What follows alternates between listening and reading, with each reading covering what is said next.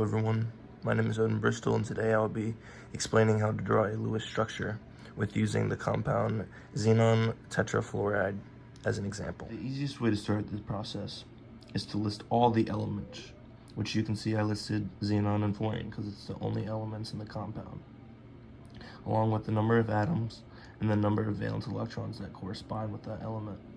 And then you multiply those two together and then add them all together, where we get 36 total valence electrons. Once you know the number of valence electrons, you can begin drawing your Lewis structure, which I have already done. Xenon is the central atom here, so it goes in the middle, where fluorine, the 4 fluorines surround it, all containing a single bond. Then we fill in all the lone pairs, where the fluorines need 3 lone pairs, and the xenon needs 2 lone pairs to fill the 4th energy level. Now that we have a good Lewis structure, we can now determine its molecular geometry and molecular shape. This central atom, xenon, has 4 electron pairs, meaning its molecular geometry is square planar. After that, we look for lone pairs within the central atom, which xenon has 2. So that means the molecular shape is octahedral. Now that we know the molecular shape, we can determine the bond angles within that compound.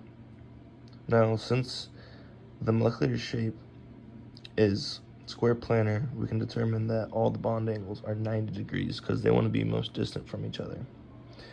And we can determine the polarity is non-polar because all of the XeF or xenon fluorine dipole moments cancel out, making there a 0 net dipole moment. The final thing we'll talk about is intermolecular forces. And since this compound is nonpolar, it makes it pretty easy for us because it only has one intermolecular force, which is the London dispersion forces, because the compound needs to be polar in order to have more, which our compound is not. Here is a 3D example of our compound. As you can see, it's flat with the lone pairs. You can see the bond angles, and at the bottom left, you can see that its geometry is square planar and